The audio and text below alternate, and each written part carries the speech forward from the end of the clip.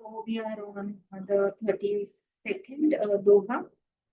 पथ कुतरक कुचाली कली कपट दम्भ पाषंड दहन राम गणु गुणग्राम जिमी इंधन अनल प्रचंड रामचरित राकेश कर सरिस सुखद सब काहू सज्जन कुमुद चकोर चित्त हित विशेषी बड़लाहू. तो यहाँ पे श्री राम जी के गुणों के समूह कुमार्ग कुतर्क कुचाल और कलियुग के कपट दंभ और पाखंड के जलाने के लिए वैसे ही है जैसे ईंधन के लिए प्रचंड अग्नि. ये सारे जो नेगेटिव जो पॉइंट्स दिए गए हैं ये इनको जलाने के लिए जैसे ईंधन के लिए अग्नि है, वैसे ही राम जी की जो गुणगान है वैसे उनकी जो है सिनोनिम दिया गया है. रामचरित पूर्णिमा के चंद्रमा की किरणों के समान सभी को सुख देने वाले हैं.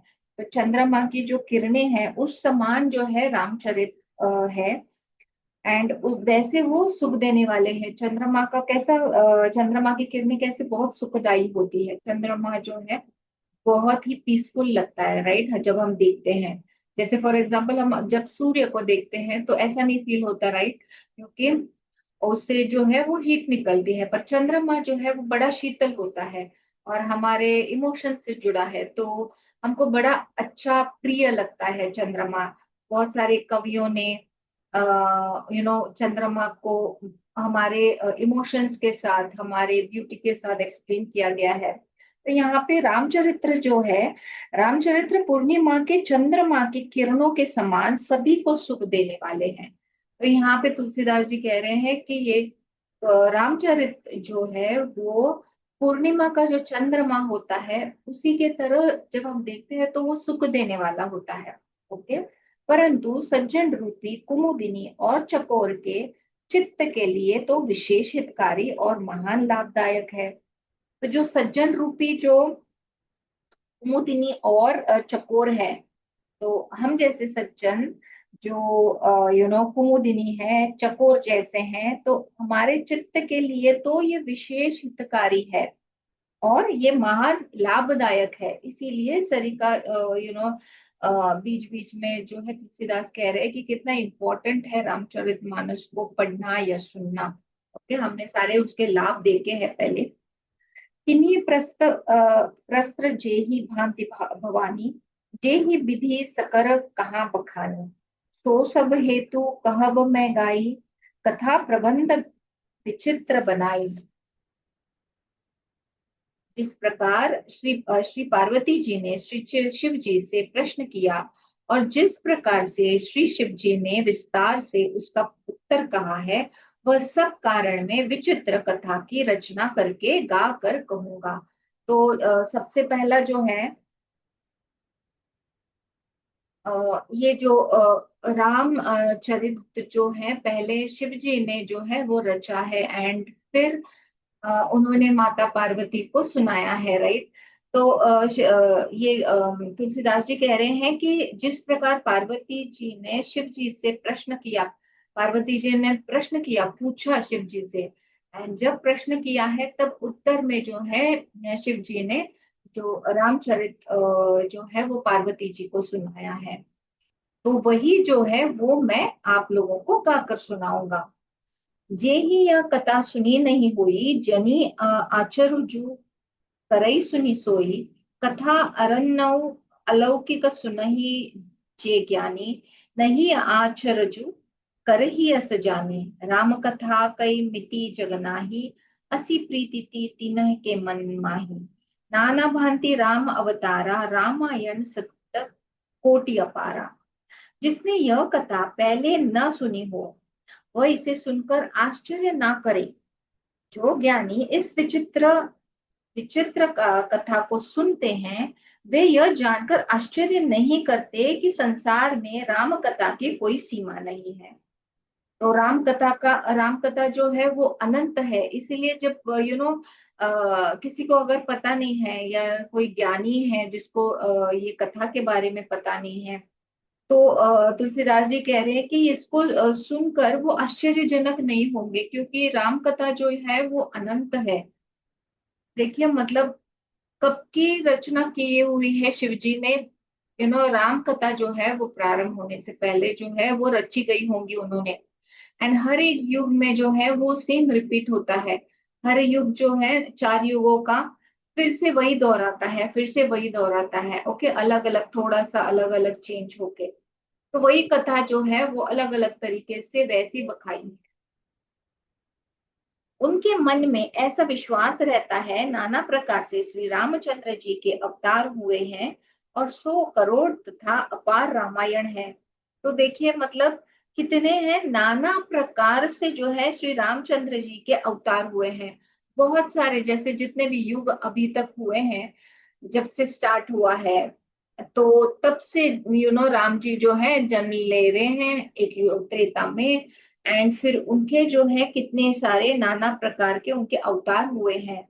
एंड जैसे उनके अवतार हुए हैं वैसे ही रामायण भी होगी, राइट? क्योंकि जब अवतार होता है तब भी रामायण होता है।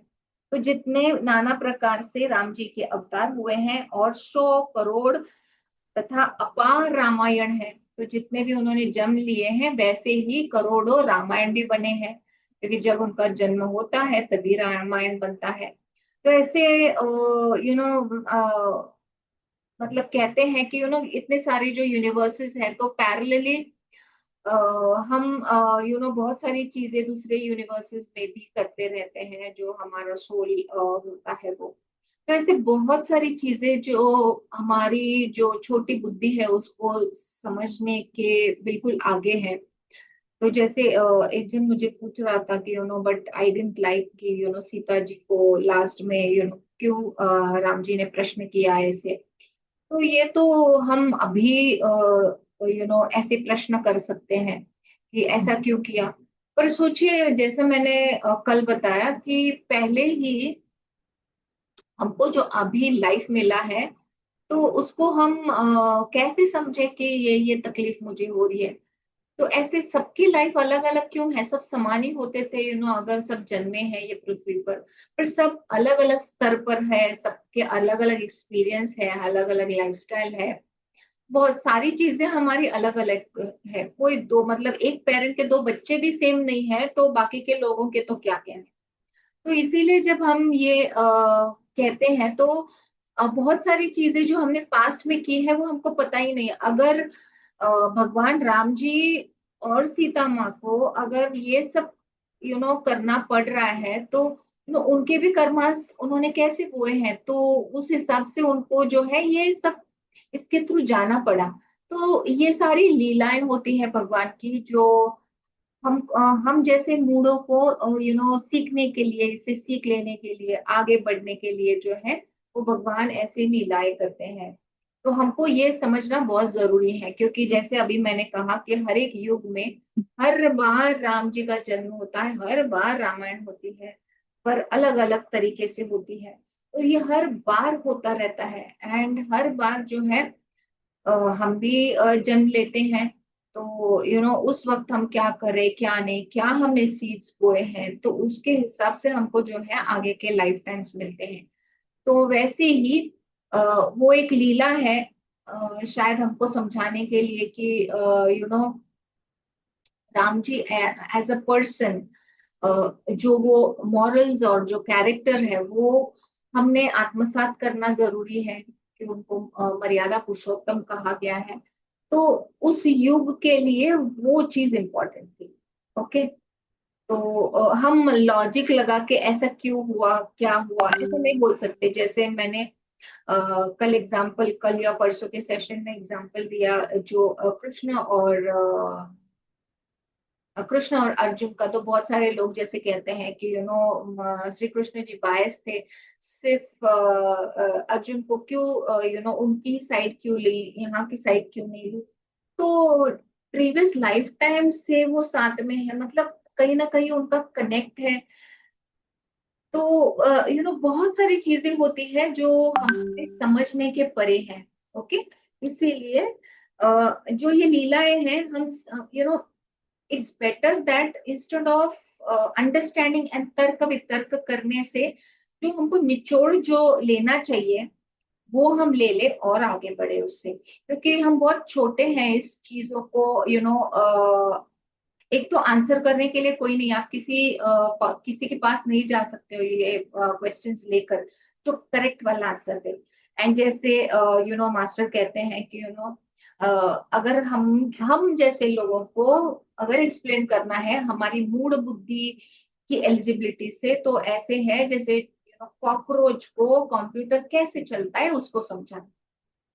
तो ये जो है मतलब हमारी बुद्धि ही उतनी नहीं है कि ये चीजों को हम क्लैरिटी से समझे। तो जितना हमको पता चल रहा है उसको लेके हम आगे बढ़े, और जो हमारा रास्ता जो है, हमारा ध्येय जो है, उद्देश्य जो है लाइफ का, ओके, तो उसको लेके हम आगे बढ़े। ओके, क्योंकि ये तर्क वितर्क करके कुछ नहीं होने वाला, बस आपकी एनर्जी वेस्ट होने वाली है, इसका आंसर किसी के पास नहीं है, क्योंकि ऐसे लोगों की या भगवान की उपलब्धि नहीं है हमारे पास कि हम जाके उनको डायरेक्टली पूछ सके। हाँ, आप ये एक काम कर सकते हो, आप डीप मेडिटेशन में जाके जब आपको सुप्रीम गॉड से कनेक्शन होता है तो आप सारे क्वेश्चंस जो है वो पूछ सकते हैं।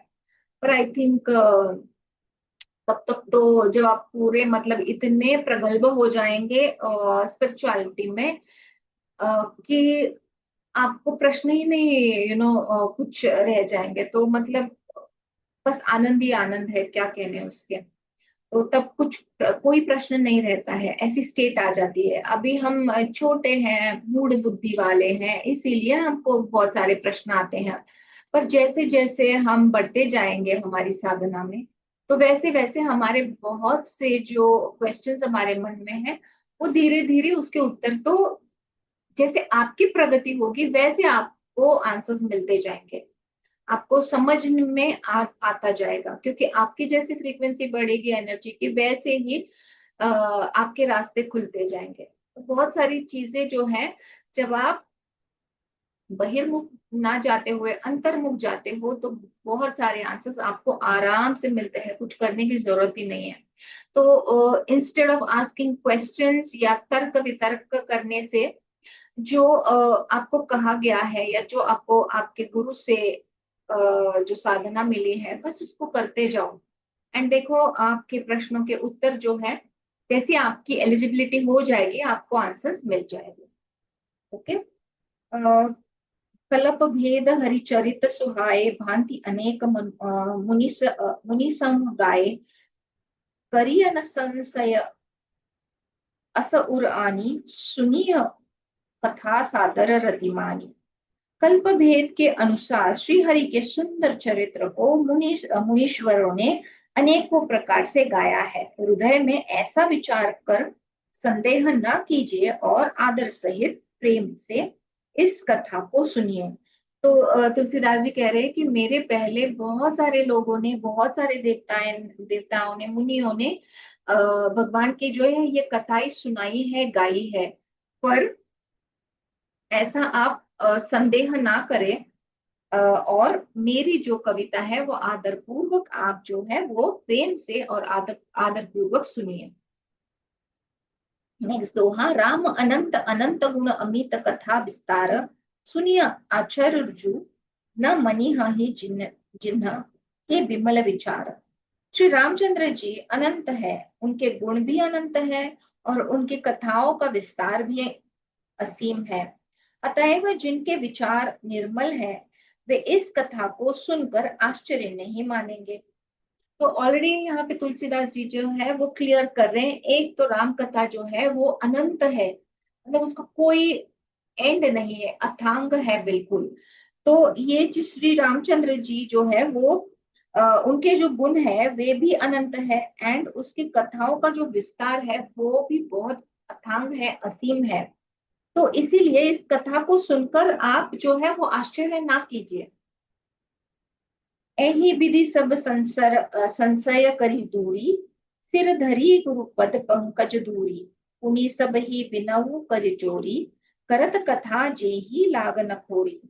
इस प्रकार सब संदेहों को दूर करके और श्री गुरु जी के चरण कमलों की रज को सिर पर धारण करके मैं पुनः हाथ जोड़कर सबकी विनती करता हूँ कि जिससे कथा की रचना में कोई दोष स्पर्श न करने पावे। तो अगेन ही सेइंग कि यो कोई अगर आपको संदेह है तो प्लीज अब संदेह ना करें। एंड वो फिर से अपने गुरु के चरण कमलों की जो रज है, जो धूल है, वो सर पे लगाते हैं। एंड सबको हाथ जोड़कर जो है वो विनती करते हैं कि ये कथा की जो रचना है, तो इस ये कथा को कोई दोष जो है वो स्पर्श भी नहीं करना चाहिए। तो क्योंकि वो बड़े ही दिल से मन से ये काम कर रहे हैं, तो ऐसा नहीं होना चाहिए। ओके, सादर सवही नाई अब माथा, वर्णो विसद राम गुण गाथा, सबंत सरोह सई एक तीसा, करो कथा हरिपद धरि सीसा। अब मैं आदर पूर्वक श्री शिव जी को सिर नवाकर श्री रामचंद्र जी के गुणों की निर्मल कथा कहता हूँ। श्री हरि के चरणों पर सिर रखकर सबंतक मैं इस कथा का आरंभ करता हूँ। तो आदर पूर्वक जो है पहले से ही सबको वो वंदना करते आए हैं। एंड शिव जी को जो वो अपने आराध्य मान रहे हैं, गुरु मान रहे हैं, उनको भी वो वंदन करके वो बता रहे हैं कि अभी मैं श्री राम जी के गुणों की निर्मल जो है कथा कहता हूँ। एंड श्री हरि के भगवान के जो है श्री हरि के चरणों पर मैं सिर कर रख कर ये कथा का आरंभ करता हूँ। ओके, तो इतना सारा अभी तक का जो है वो मतलब कितनी विनम्रता से इन्होंने शुरुआत की है। सबको आदर पूर्वक, सबको अपना अपना स्थान देके, सब समझा कर, वंदन कर कर, उनके चरणों में अपना माथा टेक के अभी जो है वो राम कथा का आरंभ करने वाले हैं। नवमी भौम बार मधुमासा, अवधपुरी यह चरित प्रकाशा, जे ही दिन राम जन्म श्रुति गवाही, तीरथ सकल तहा चली आवाही। चैत्र मास की नवमी तिथि मंगलवार को श्री अयोध्या जी में यह चरित्र प्रकाशित हुआ, जिस दिन श्री राम जी का जन्म होता है। वेद कहते हैं कि उस दिन सारे तीर्थ वहां, दैट इज श्री अयोध्या जी में चले आते हैं। तो ये जो रामचरित जो तुलसीदास जी ने लिखा है, वो कह रहे हैं कि ये चैत्र मास की जो नवमी है, वो तिथि जो है मंगलवार की, अयोध्या में एंड सिर्फ अयोध्या नहीं बोल रहे हैं यहाँ पे, वो श्री अयोध्या जी में, मतलब अगेन सी द मॉडेस्टी। तो श्री अयोध्या जी में ये जो चरित्र है उनका वो प्रकाशित हुआ। एंड ये कब हुआ है? इस टाइम में श्री भगवान रामचंद्र जी का भी जन्म होता है कि वो टाइम है। तो राम जी का जो बर्थडे है उसी टाइम ये जो रामचरित जो है इसका प्रकाशन हुआ है। एंड कौन सी तिथि है? ये चैत्र मास की नवमी तिथि एंड मंगलवार का दिन है। असुर नाग खग नर मुनि देवा, आई करही रघुनायक सेवा, जन्म महोत्सव रचहि सुजाना, करही राम कल करिति गाना। असुर नाग पक्षी मनुष्य मुनि और देवता सब अयोध्या जी में आकर श्री रघुनाथ जी की सेवा करते हैं। बुद्धिमान लोग जन्म का महोत्सव मानते हैं और श्री राम जी की सुंदर कीर्ति का गान करते हैं। तो ये जब भगवान जी का जब बर्थडे होता है, उनका जन्मदिन होता है, ये जो चैत्र मास की जो नवमी है तब, तो उस वक्त जो है सारे भगवान जो है वहां आ जाते हैं श्री अयोध्या नगरी में। सब, मतलब सभी वहां पे आते हैं। तो नॉट ओनली भगवान जी, वो पूरा मतलब जो है असुर आ जाते हैं, नाग आ जाते हैं, पक्षी आ जाते हैं, मनुष्य आते हैं, मुनि आते हैं, देवता आते हैं। ये सारे जो है वो आकर श्री रघुनाथ जी की सेवा करते हैं।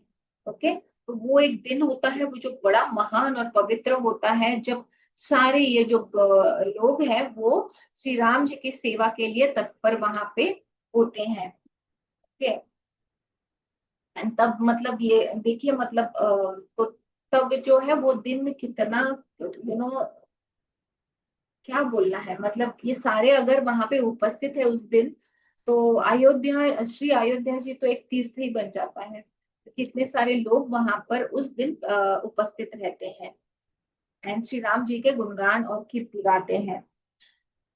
मज्जा ही सज्जन वृंद खुद पावन पावन, सरजू नीर जपहि राम धरि ध्यान, उर सुंदर स्वाम शरीर। सज्जनों के बहुत से समूह उस दिन श्री सरयू जी के पवित्र जल में स्नान करते हैं। सरयू नदी वहां पे बहुत बड़ी है, उसका जो वेसल है वो बहुत ही बड़ा है। एंड जो गंगा की तरह कही गई है सरयू नदी, तो अयोध्या में वो स्थित है। तो सज्जनों के बहुत से जो समूह आते हैं वो श्री सरयू नदी जो है वो पवित्र जल में जो है स्नान करते हैं, और हृदय में सुंदर श्याम शरीर श्री रघुनाथ जी का ध्यान करके उनके नाम का जप करते हैं। तो आपने देखा होगा एक पद्धति होती है, जैसे आप नदी में जो है वो स्नान, स्पेशली तीर्थ स्थलों की जो नदी होती है वहां पे स्नान करते हैं। तो ये जो दिन, जो इतना बड़ा दिन है, यू नो चैत्र मास की नवमी, तो उस वक्त जो है बहुत सारे लोग वहां पे आते हैं अयोध्या में भगवान जी का दर्शन लेने। तो पहले जो है श्री सरयू नदी में जाकर वो जल जो पवित्र है इतना, जैसे गंगा में जाके हम स्नान करते हैं ताकि आप हमारे जो है सारे मल और पाप जो है वो धो सके, वैसे ही श्री सरयू नदी के जल में जाकर स्नान करते हैं एंड फिर पूरे पवित्र हो जाते हैं।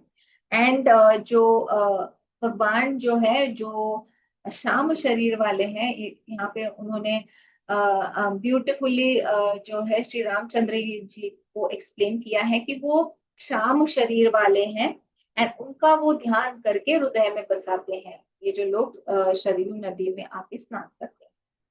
तरस परस मज्जन अरूपाना, हरहि पाप कह वेद पुराण, नदी पुनीत अमित महिमा अति कही न सकड़, सारदा विमल मति। वेद पुराण कहते हैं कि श्री सरयू जी का दर्शन, स्पर्श, स्नान और जलपान पापों को हरता है। जैसे मैंने कहा, गंगा नदी के समान सरयू नदी है। तो जब आप वहां पे स्नान करते हैं तो वेद पुराण क्या कहते हैं कि श्री सरयू नदी का जस्ट आपने दर्शन किया या स्पर्श किया या जलपान किया या उसमें स्नान किया तो आपके सब जो पाप है वो हरते हैं। यह नदी बड़ी ही पवित्र है, इसकी महिमा अनंत है, जिसे विमल बुद्धि वाली सरस्वती जी भी नहीं कह सकती। तो इतनी महान ये श्री सरयू नदी है कि सरस्वती जी जो है, जो इतनी बुद्धि वाली है, वो भी इसका बखान नहीं कर सकती। राम धाम धामदा पुरी सुहावनी, लोक समस्त विदित अति पावनी, चारी खानी जग जीव अपारा, अवत तजे तनु नहीं संसारा। यह वह शोभायमान अयोध्यापुरी श्री रामचंद्र जी के परधाम की देने वाली सब लोकों में प्रसिद्ध है और अत्यंत पवित्र है। जगत में अंडज, स्वेदज, उद्वज और जयायुज, चार जो खानी, जो प्रकार के अनंत जीव है, इनमें से जो भी अयोध्या में शरीर छोड़ते हैं वह फिर संसार में नहीं आते। दैट इज जो यहाँ पे अयोध्या नगरी जो है वहां पे अगर कोई, ये जगत में जो चार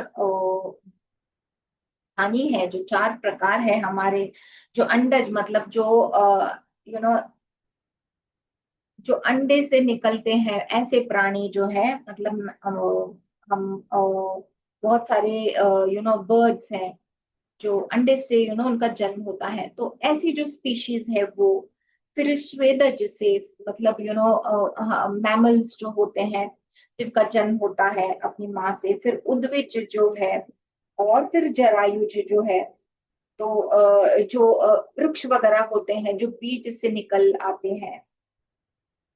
तो ऐसे जो है ये अनंत जीव है जो जल राशि में रहते हैं, पृथ्वी में रहते हैं, आकाश में रहते हैं। तो ऐसे ये सारे जो है, ये सारों को जो है अयोध्या जी में अगर ये शरीर छोड़ते हैं, अगर यहाँ पे अगर शरीर छोड़ते हैं, जैसे काशी में भी होता है, ऐसे कहा जाता है जो कोई मतलब लास्ट टाइम मैंने एग्जांपल दिया था कि अगर मच्छर भी जो है वो अगर काशी में प्राण त्याग कर देता है तो वो डायरेक्टली जो है मोक्ष को प्राप्त करता है। तो सिमिलरली अयोध्या धाम जो मतलब जो है वहां पे भी ऐसा ही है। अगर आप ये ये जो इनमें जो कोई भी अयोध्या में शरीर छोड़ते हैं वह फिर संसार में नहीं आते, मतलब जन्म मृत्यु के चक्कर से छूटकर भगवान के परधाम में निवास करते।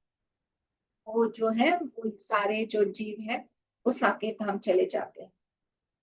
सब विधि पूरी मनोहर जानी सकल सिद्धि प्रद मंगल खानी विमल कथा कर किन्न अरंभा सुनत न साही काम मद दम्भा।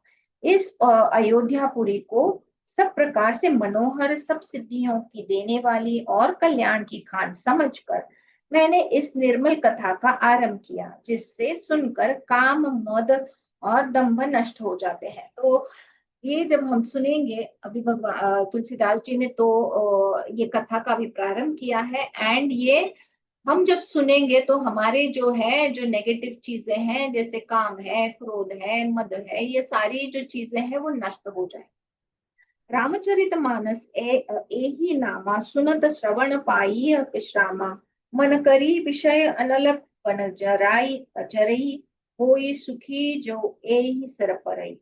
इसका नाम रामचरितमानस है, जिसके कानों से सुनते ही शांति मिलती है। तो जब आप इसको सुनते श्रवण करते हो तभी आपको जो है वो शांति मिलती है।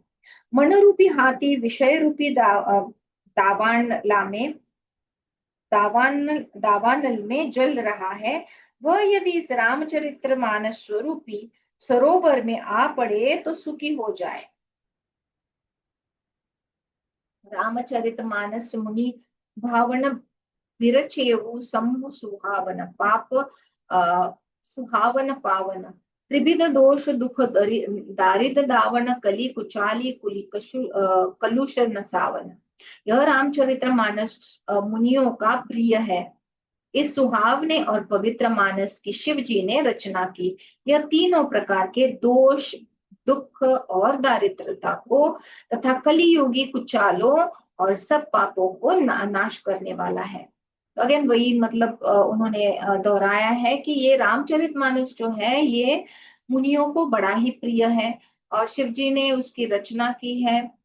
एंड ये तीन ही दोषों को, जो हमारे दोष है स्पेशली कली काल वाले जो हम जैसे लोग हैं, हमारे जो दोष है, जो दुख है, दोष है, हमारी दरिद्रता है तथा कलियुगों के कुचालों मतलब जो कुचाल बुद्धि वाले हैं और सब हमारे जो है पाप जो है इसको नष्ट करने वाले हैं।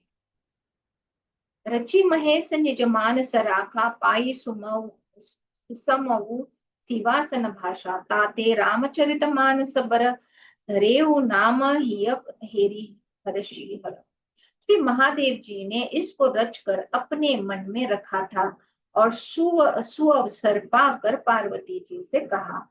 इससे शिव जी ने इसको अपने हृदय में देखकर और प्रसन्न होकर इसका सुंदर रामचरितमानस नाम रखा। तो उन्होंने मन में उनको श्री शिव जी ने जो है मन में उसको रच कर रखा था। ओके, मन में रखा था। एंड जब यू नो अच्छा सा अवसर पाकर फिर पार्वती जी को वो शेयर किया था, सुनाया था। तो मन में रखा था, इसीलिए इसका नाम जो है रामचरित मानस हो गया है। कहूँ कथा सोई सुखद सुहाई सादर सुनो सजन मन लाई। मैं उसी सुख देने वाली सुहावनी राम कथा को कहता हूँ, हे सज्जनों आदर पूर्वक मन लगाकर इसे सुनिए। तो जस्ट पढ़ने के लिए या सुनने के लिए नहीं सुनिए, मन लगाकर सुनिए, क्योंकि ये बहुत ही सुख देने वाली, बहुत ही सुहावनी जो है ये राम। जिस जस मानस जेहि विधि भयहु जग प्रचार जेहि हेतु अब सोई कहु प्रसंग सब सुमेरी उमा वृष केतु। यह रामचरित्र मानस जैसा है, जिस प्रकार बना है और जिस हेतु से जगत में प्रकार प्रचार हुआ है, अब वही सब कथा में श्री उमा महेश्वर का स्मरण करके कहता हूँ। तो जो जो मतलब जिस हेतु से रामचरितमानस जो है जैसा है, जिस प्रकार से वो बना है, ये सारी जो चीजें हैं, वो अभी इस चीज की कथा जो है वो मैं अब आपको कहता हूँ। शंभु प्रसाद सुमति ही हुलसी, रामचरित मानस कवि तुलसी। करई मनोहर मति अनुहारी, सुजन सुचित सनु सुनी लेहु सुधारी। श्री शिव जी की कृपा से उसके हृदय में सुंदर बुद्धि का विकास हुआ, जिससे यह तुलसीदास श्री रामचरितमानस का कवि हुआ। तो यहाँ पे कहा जा रहा है कि श्री शिव जी की कृपा से, क्योंकि उन्होंने रची है रामचरित, तो उनकी कृपा से जो है उसके मतलब तुलसीदास के हृदय में सुंदर बुद्धि का विकास हुआ है, बिकॉज ऑफ शिव जी, क्योंकि वो उनके गुरु भी हैं, उन्होंने कहा है, वो उनके माता पिता भी हैं। तो उनके आशीर्वाद से जो है इनके हृदय में जो है वो सुंदर बुद्धि का विकास हुआ है, एंड जिससे वह तुलसीदास श्री रामचरितमानस कवि हुए हैं। हमेशा हम जो भी करते हैं वो भगवान की कृपा से ही होता है। हम चाहे कितना भी बोले कि मैंने किया, मेरी वजह से हुआ, ये मैंने किया है, पर कहीं ना कहीं भगवान का हाथ उसमें होता ही है। ओके। अपनी बुद्धि के अनुसार तो वह इसे मनोहर ही बनाता है, किंतु फिर भी हे सज्जनों, सुंदर चित्त से सुनकर इसे आप सुधार लीजिए।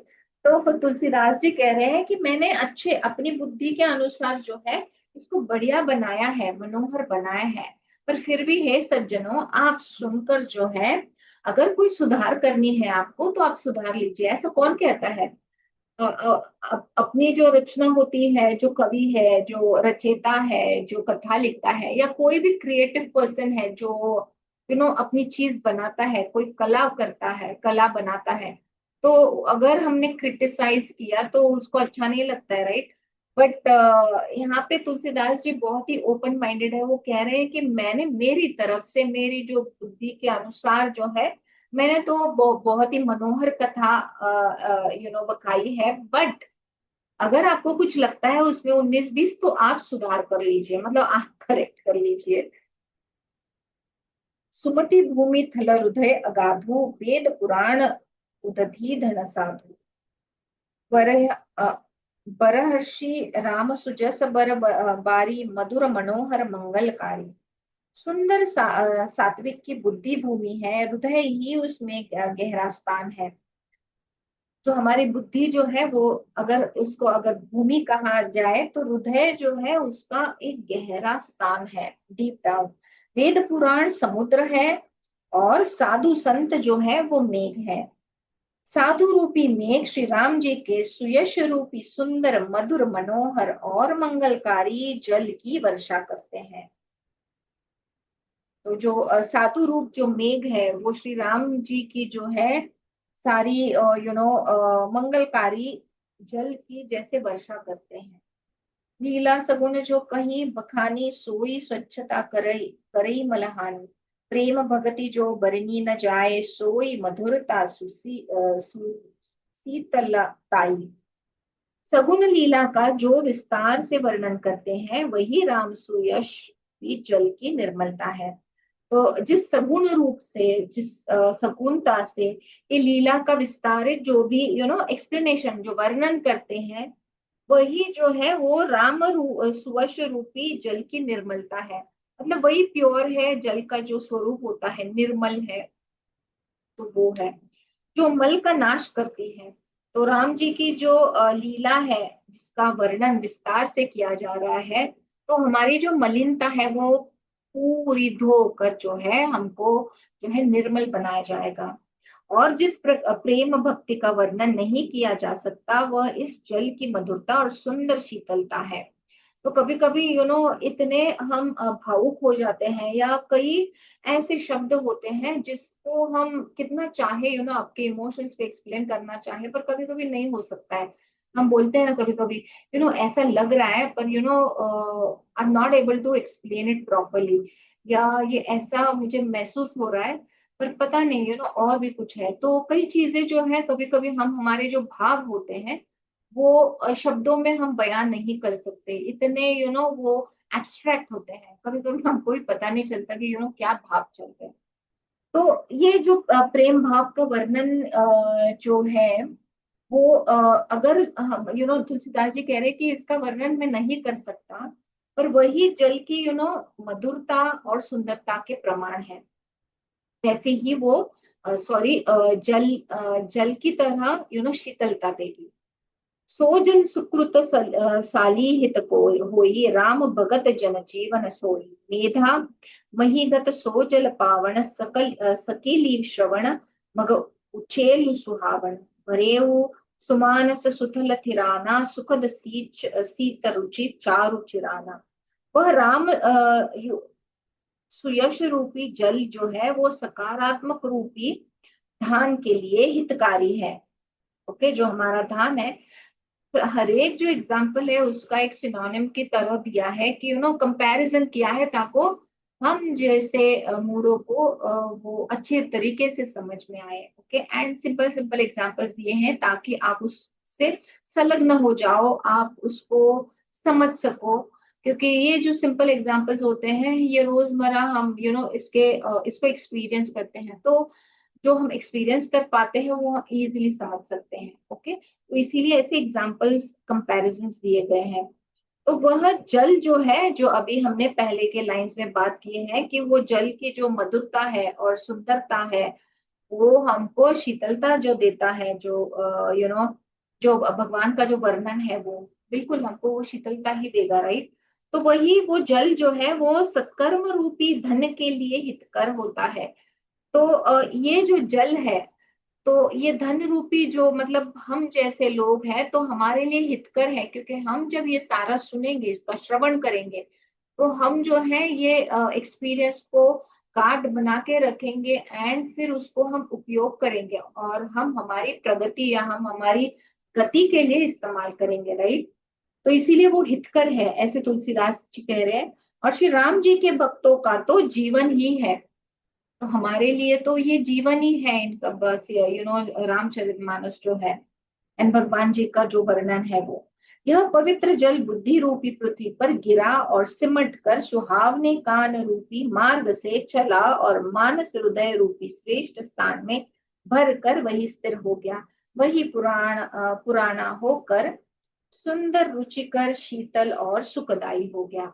तो जैसे वो जल है वो सकारात्मक रूपी मतलब पॉजिटिवली जो है वो धान पे गिरा, धान के लिए हितकर होता है, तो वहां से जो है ये जो हम जैसे भक्त है, तो हमारा ये जीवन ही साकार हो गया, राइट। ये सब अगर हमको मिलता है तो ये जो पवित्र जल है ये हमारे बुद्धि रूपी जो है पृथ्वी पर गिरा, एंड वहां से वो सिमट कर जो है हमारे कानों में आ गया और कानों से जाकर हमारे हृदय में स्थित हुआ है। एंड जब ये जो श्रेष्ठ स्थान है यहाँ हृदय अनाहत चक्र जो है बहुत इंपॉर्टेंट है, सबसे इम्पोर्टेंट हृदय है हमारा अनाहत चक्र। तो यहाँ पे जो है वो रच गया है, स्थिर हो गया है। एंड वही पुराना होकर सुंदर, मतलब जैसे पिकल होता है आप बनाते हो और फिर उसको रग देते हो। ओके, पहले के लोग जो है वो ये सारी चीजें बहुत करते थे, अभी हम लोग नहीं कर पाते हैं। पर जो सीजन होता था वो लेके उसके बड़े अलग अलग तरीके से बड़े पकवान बनाकर रखते थे ताकि पूरे साल में उसका यूटिलाइजेशन हो। अभी जो है हम सारे पैकेट वाली चीजें ला के खा रहे हैं, तो ठीक है हम वहां पे नहीं जाते हैं। पर वह पुराना होकर, तो जैसे वो डीप डाउन अपने हार्ट में जो है वो जहाँ जाता है, फिर वहां पे जो है ये पुराना होकर, मतलब पिकल जैसा पिकल जब डालते हैं एंड वो धीरे धीरे साल भर जो है वो पुराना जैसा ही पुराना होता है, पुराना होता है, उसको बढ़िया टेस्ट आ जाती है। जब फ्रेश होता है उससे बढ़िया टेस्ट जो है वो गलकर जब पुराना होता है तब आती है, राइट। तो वैसे ही हृदय में स्थित होकर रामचरित जो है वो पुराना होकर जो है वो सुंदर हो जाता है, वो रुचिकर हो जाता है, वो शीतल हो जाता है और सुखदाई भी हो जाता है।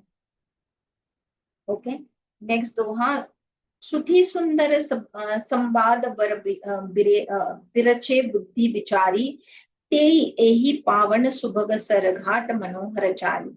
इस कथा में बुद्धि से विचार कर जो चार अत्यंत सुंदर और उत्तम संवाद है, हमने देखे कि कौन से संवाद है वो, कि भुशुंडी जो गरुड़ को दिया है वो संवाद, फिर शिव ने पार्वती जी को दिया है, फिर याज्ञवल्क्य भारत ने भारद्वाज को दिया है, और तुलसीदास जो है और कई संत हैं उन्होंने जो रचे हैं, जो श्रोता था एंड जो सुनने कहने वाला जो वक्ता है, तो उनमें ये दिग्गज जो लोग हैं, तो उन्होंने ये जो रचना की है और बखाई भी है। तो वही इस पवित्र और सुंदर सरोवर के चार मनोहर घाट हैं। तो ये चार मनोहर घाट जो उत्तम जो संवाद हुआ है वो कौन से हैं? भुशुंडी और गरुड़, क्योंकि पहले तो शिव जी ने जो है ये काग को सुनाया, जो भुशुंडी काग है उनको, उनका जो राम भक्ति देखकर, फिर भुशुंडी ने जो है वो गरुड़ जी को बताया, क्योंकि कहीं काल तक वो वहां पे रहे हैं। एंड जब गरुड़ जी आए तब उन्होंने बोला कि ये तो बखान कब से मैंने शिव जी ने रचा हुआ है और मुझे सुनाया है। तो भुशुंडी जी ने गरुड़ को बताया, फिर शिव जी ने जो है सबसे पहले शिव जी ने जो रचा हुआ है वो पार्वती जी को सुनाया। फिर जो मुनि जो है, हमने देखा जो याज्ञवल्क्य है वो, उन्होंने भारद्वाज जी को सुनाया। और फिर तुलसीदास जी ने हमको अभी सुना रहे हैं, तो हम जैसे श्रवण कर रहे हैं इसको। तो ये सारे रचे हैं वही इस पवित्र और सुंदर सरोवर के चार मनोहर घाट हैं। सप्त प्रबंध सुभग सोपाना, ज्ञान नयन निरखत मनमाना, रघुपति महिमा अगुण अबाधा, बरनव सोई बरबारी अगाधा। सात कांड ही इस मानस सरोवर की सुंदर सात सीढ़ियां हैं। जो हमने बात की है कि ये कैसे हर एक कांड जो है वो सात कांड है इसके, हमने देखे कि कैसे वो सोपान दिए गए हैं। तो ऐसे ये जो सात कांड है ये मानस सरोवर की सुंदर सात सीढ़ियां है। आपको पता होगा कि जो ब्रह्मा जी ने जैसे अपने मानस से जो है मानस सरोवर बनाया है, इसीलिए मानस सरोवर का जो नाम है वो मानस क्यों बना है, क्योंकि ब्रह्मा जी ने अपने मानस से उसको बनाया है। तो ये जो है जो सात कांड जो है ये मानस सरोवर की तरह सुंदर सात सीढ़ियां हैं, जिनके ध्यान रूपी नेत्रों से देखते ही मन को प्रसन्नता हो जाती है। अगर आप मानस सरोवर गए हो या जाना चाहते हो, या फोटोज में हम देखते हैं कितना बढ़िया दिखता है वो, untouched beauty and with lot of energy also.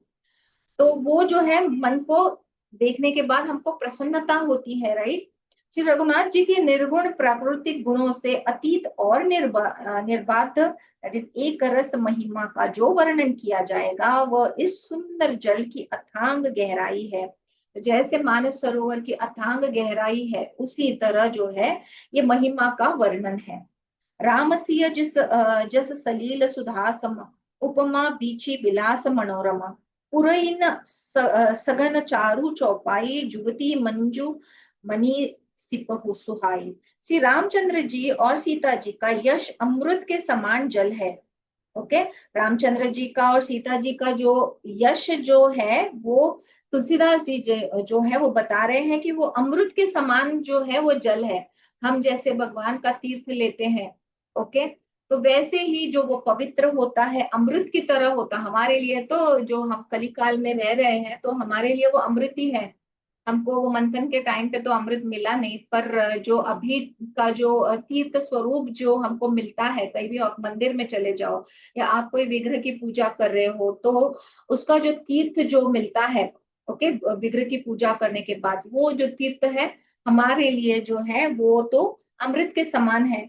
तो श्री रामचंद्र जी और सीता जी का जो यश जो है उनका जो यश है वो अमृत के समान जल है। इसमें जो उपमाएं दी गई है वही तरंगों का मनोहर विलास है। तो उपमा दी है कि कैसा जल है ये, अमृत में जो जल है वो कैसा है, जो समुद्र में जो तरंगे होती है, आपने तरंगे देखी होंगी, वेव्स देखी होंगी। अगर नहीं देखी तो कभी चांस मिले तो आप बिल्कुल जाओ एंड आप किनारे पे बैठो और समुद्र को जस्ट देखते रहो। तो आपको दिखेगी कि वो जो वेव्स होती है ना, वो बड़ी सिम्फनी जैसी होती है। ओके, तो कभी आपको चांस मिला तो बिल्कुल जाइए। तो ये तरंग जो है वो बड़े ही मनोहर है। सुंदर चौपाइयां ही इसमें घनी फैली हुई कमलिनी है, और कविता की युक्ति या सुंदर मणि दैट इज मोती उत्पन्न करने वाली सुहावनी सीपियां है। तो बहुत ही अलंकार के साथ जो है गोस्वामी जी श्री राम जी और सीता जी का यहाँ पे वर्णन कर रहे हैं कि कैसे ये सीपियों में जो मोती बनता है, स्पेशली स्वाति नक्षत्र में जब सीपिया जो होती है उसमें जो मोती बनता है, तो उसके समान जो है श्री सीता राम जी का जो यश बता रहे हैं तुलसीदास जी। तो बहुत ही अलंकार के साथ, अलंकारिक भाषा के साथ जो है इसका गोस्वामी जी वर्णन कर रहे हैं। छंद सरोठा सुंदर दोहा, सोई बहुरंग कमल कुल सोहा, अरथ अनुपम सुभाव सुभासा, सोई पराग मकरंद सुबासा। थोड़ा सा यहाँ पे है, और हम जिनको लॉग आउट करना है वो कर सकते हैं। मैं इसको खत्म करके फिर हम खत्म करेंगे। ओके। जो सुंदर छंद सोरठे और दोहे हैं, वही इसमें बहुरंग कमलों के समूह सुशोभित है। अनुपम अर्थ, ऊंचे भाव और सुंदर भाषा ही पराग, पराग यानी पुष्प, पुष्प रज जो है, फिर जो पुष्प रस है मतलब मकरंद जो है, और सुगंध है। अगेन एक अलंकारिक भाषा से गोस्वामी जी जो है ये सारे जो दोहे हैं इसको इसका कथन कर रहे हैं। कैसे हैं कि जो सुंदर छंद सरोटे और दोहे हैं, वही इसमें बहुरंगे कलरफुल जो है कमलों की तरह सुशोभित है। सारे दोहे जो है ये अनुपम है, बहुत ही ब्यूटीफुल है, अर्थ वाले हैं, पूरे अर्थ वाले हैं, और ऊंचे भाव से है। अब मतलब सिर्फ नॉर्मल भाव नहीं है, सिर्फ सुख वाले भाव नहीं है, बहुत ही ऊंचे भाव है, बहुत ही ऊंचे इमोशंस है जो आपको संतोष देते हैं। और सुंदर भाषा है, सुंदर भाषा भी कैसी है, कैसा अलंकार दिया है कि पराग की तरह है जो पुष्परज होता है, और मकरंद की तरह है, और उसमें सुगंध भी है। ओके। सुकृत पुंज मुंजल अलीमाला, ज्ञान विराग विचार मराला, धुनि अवरेब कवित गुण जाति, मीन मनोहर ते बहुभांति। सत्कर्मों दैट इज हमारे जो पुण्य होते हैं, उसके जो पुंज भौरों की सुंदर पंक्तियां हैं, ज्ञान वैराग्य और विचार हंस है। कविता की ध्वनि जो है वो वक्रोति गुण और जाति ही अनेकों के प्रकार की मनोहर मछलियां है। अगेन अलंकारिक भाषा में जो है तुलसीदास जी वर्णन कर रहे हैं कि कैसी है ये सत्कर्मों की, सत्कर्मों के जो पुंज है वो भौरों की तरह सुंदर पंक्तियां हैं। ये कैसी पंक्तियां हैं, जो जो भौरों की तरह जो फूल होता है और जो भौरे है उसके आगे पीछे पूरे गुर गुर गुर गुर गोल गोल गोल गोल घूमते रहते हैं, तो वो जो है वो सुंदर पंक्तियां वैसी हैं जो पुण्य हमारे हैं वो। और ज्ञान वैराग्य और विचार जो है हमारे, वो हंस है। हंस जैसा हमने पहले भी देखा है, वो कितना प्योर फॉर्म में है, व्हाइट कलर का है, और उसमें वो ज्ञान होता है कि वो पानी और जो दूध है उसको अलग कैसे करे, तो वो विवेक जो है वो हंस में होता है। तो इसीलिए जो हमारा ज्ञान है, वैराग्य है और विचार है, वो हंस है। कविता की जो ध्वनि जो है वो विकृति गुण और जाति ही अनेकों प्रकार की मनोहर मछलियां हैं। तो ये सारी जो हमारे गुण है, ये विकृति है, तो कविता की जो ध्वनि है वो जो है मनोहर मछलियों की तरह है। रत धर्म कामादिक चारी, कहब ज्ञान विज्ञान विचारी, नव रस जप तप जोग विरागा, ते सब जलचर चारु तड़ागा। अर्थ धर्म काम मोक्ष, ये जो हम चारों पुरुषार्थ जो हमारे धर्म, जो सनातन धर्म की जब हम बात करते हैं, तो जो चारों पुरुषार्थ है, चारों पुरुषार्थ क्या है, जो अर्थ है, धर्म है, काम है, मोक्ष है, तो ये चारों जो है ये ज्ञान विज्ञान का विचार के कहना, काव्य के 9 रस जप तप, योग और वैराग्य के प्रसंग, ये सब इस सरोवर के सुंदर जलचर जीव है। तो ये जो ज्ञान का जो है, रामचरित का जो सरोवर है, ये जो जलचर जीव है यहाँ पे, ओके, तो ये सारे जो है, जो काव्यात्मक जो 9 रस है, नो, हम देखेंगे पूरी चरित्र में जो है अलग अलग रस जो है वो दिखाई पड़ते हैं। अभी तो मंगल चरण और वंदन ही चल रहा था, तो इसीलिए वो वाला रस था। बाद में जो यू नो अलग अलग कांड में जब राम जी आगे आगे बढ़ते हैं, ओके, जब ये बालकंड समाप्त हो जाएगा तो आगे जो है, जब वन में जाते हैं तो अलग रस होता है, जब लड़ाई होगी तो एक अलग रस होगा, जब रावण के नगरी में जाते हैं तो एक अलग रस होगा। तो ये जो है अलग अलग जो काव्य के जो 9 रस है, और जप है, तप है, योग है, और जो वैराग्य के प्रसंग है, ये सब जो है इस सरोवर के सुंदर जलचर जीव है। जो जल होता है, समुद्र होता है, उसमें कितने अनोखे अलग अलग प्रकार के जो है वो जलजीव होते हैं। तो वैसे ये सरोवर में जैसे ये सुंदर जलचर जीव होते हैं, वैसे ही जो है ये काव्य में ये सारी चीजें दी गई है। सुकृति साधु नाम गुण गाना ते विचित्र जल बीहग समाना, संत सभा चहु दिसी अवराई, श्रद्धा ऋतु बसंत समगाई। सुकृति जो है, मतलब जो पुण्य आत्मा जो है, वो जनों के, साधुओं के और श्री राम नाम के गुणों का ज्ञान ही विचित्र जल पक्षियों के समान है।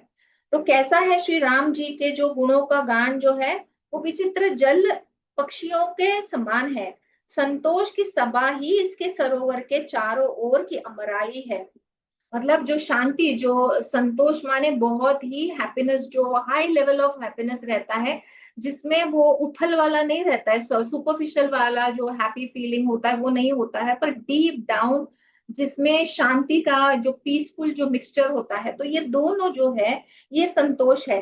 तो संतोष की जो सभा है इस सरोवर के जो है चारों ओर की अमराई है।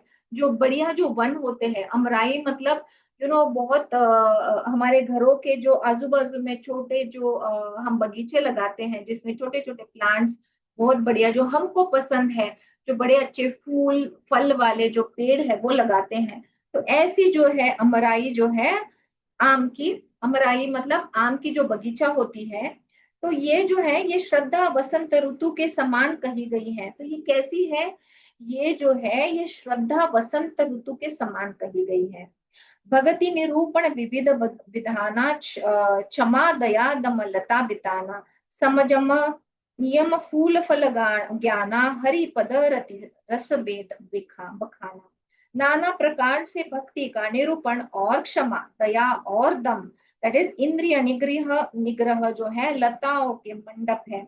मन का निग्रह, यम, जो अगेन जैसे हमको पता है कि पतंजलि के जो है वो उनके जो अष्टांग योग के सूत्र है, तो वो कैसे है वही जो है वो यहाँ पे एक्सप्लेन किए गए हैं। कहीं भी जाओ आप, ये जो सूत्र है वो जो है वो डेफिनेशन सेम ही रहते हैं। ओके, तो यम क्या है, अहिंसा है, सत्य है, अस्तेय है, ब्रह्मचार्य है और अपरिग्रह है। फिर नियम क्या है हमारे, जो अष्टांग वेद कहते हैं, जो शौच है, संतोष है, तप है, स्वाध्याय है और ईश्वर परिधान है, ये ही उनके फूल है। ज्ञान फल है और श्री हरि के चरणों में प्रेम ही इस ज्ञान रूपी फल का रस है, ऐसा वेदों ने कहा है।